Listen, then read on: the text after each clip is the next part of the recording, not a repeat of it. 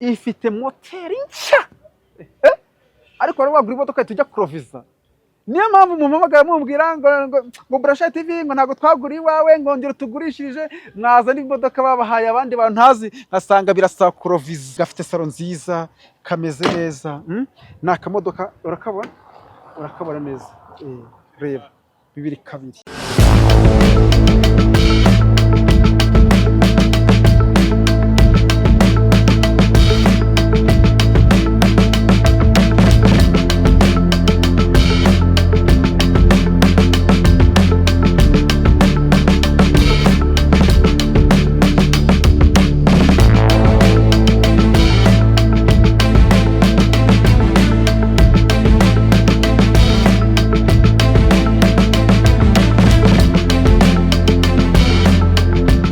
Ndatekereza ko meze neza kandi muri amahoro. Ababrasha mwese hano muherereye hose, abari mu burasirazuba bw'u Rwanda, mu burengerazuba, mu majyepfo, mu majyaruguru, haba diaspora, abari mu mujyi wa Kigali mutubana buri munsi, ndabasuhuje. Murambasaba mu gisho n'amahirwe ngo bivane namwe, kuko muri ababrashari, kuko mwakoze icyo mwagomba gukora mukaza kuri Brasha TV. Iyi ni Brasha TV. Ese koko uri umubrashari wamaze gukora subscribe, wamaze kwinjira mu muryango wa Brashari? Okay. Iyi ni Brasha TV nk'ibisanzwe, kuri mikoro ni Brashari, nijyana Emmanuel, uwo ni wenje. We bakwita dukurikiye Brasha TV, akandi ko ugiye kubona imodoka nyinshi zitandukanye. Buri munsi kuri Brasha TV twakira imodoka y'igihumbi. Mu modoka y'igihumbi twakira kuri Brasha TV ntago hazaburamo imodoka yawe miliyoni 1, 2, 5, 15 kuzamura ukageza kuza kuri miliyoni 80.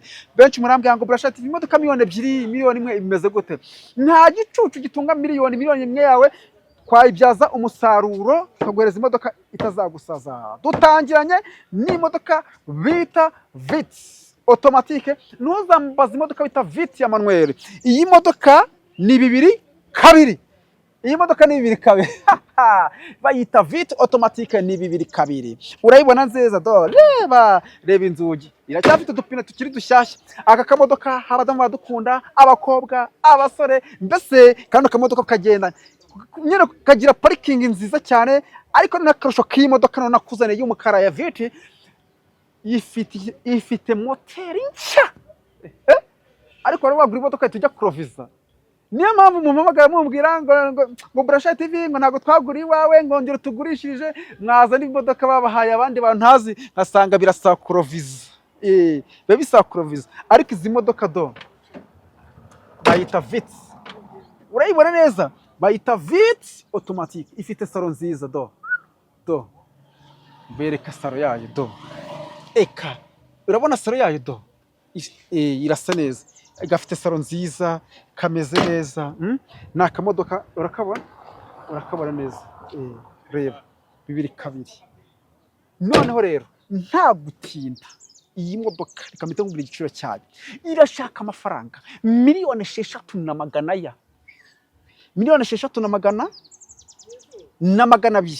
Niba uyafite hita uhamagara kuri 0788 izo nimero niyo wazibagiwe uzireba ahangaha kuri plaque dore ngizi 0788 Brasha TV. Brasha TV.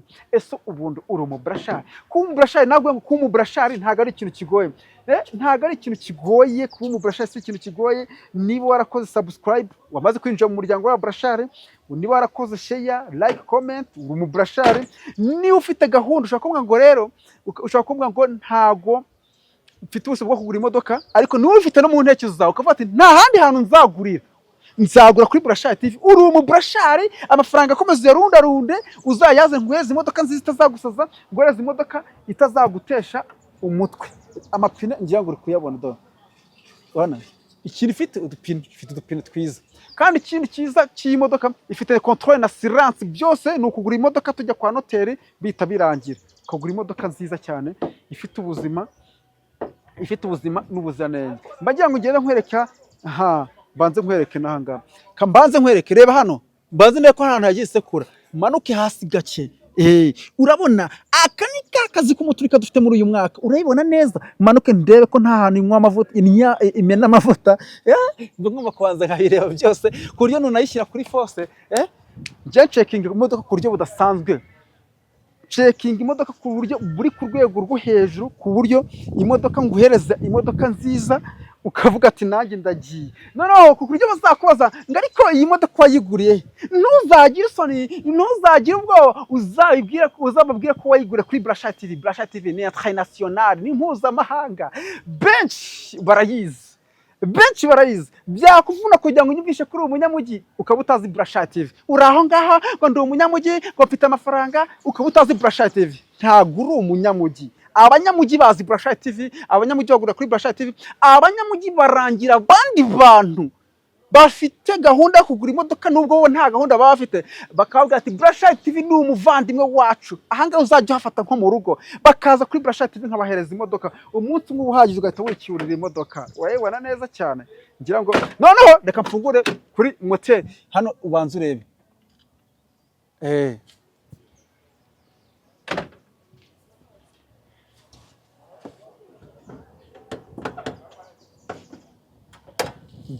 Ngaho banze rero kuri moteri ukuntu hameze, harimo yego tw'utuvumbi ariko ntabwo ari utuvumbi dukabije.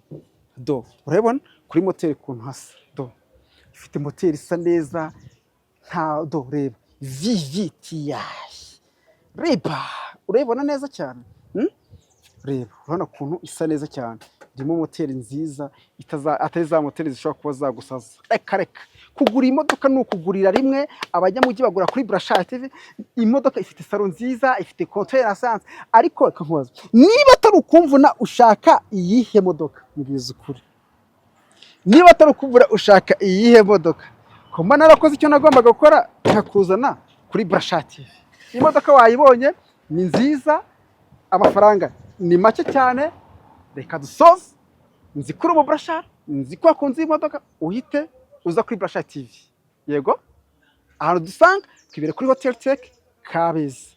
Kuri Hotel Tech Kabeza niho wadusanga, hari ibyumba byiza ahangaha, sauna massage, jardin waho booking ukakorera ubukwe, mbese aha ni kuri Brasha TV. Ndagushimiye twabanye kuri Brasha TV, turi gutereka imodoka ku isoko, imodoka nziza cyane agatangaza Vitsi 22. Kuri wo twabanye huri inshuti y'imagara, icyo umutima ushaka kizabe nkuko ushaka, niba utarashaka ushaka muzabane neza. Nawe niba ukijya kuri Brasha TV akaba ari ubwa mbere, ikintu ugomba gukora ni ugukora subscribe, ugakora share, ugakora like, ugakora comment, kugira ngo imodoka nzajya nteka ku isoko zose uzajye uzibona ku gihe. Nk'ibisanzwe kuri Pro ni Brasha nijya na Emmanuel, tuzasubiza turi gutereka izindi modoka ku isoko. Muragusaba umugisha n'amahirwe ngo bibane nawe, aho kura Imana izajye igukwira. See you, bye bye, bye bye.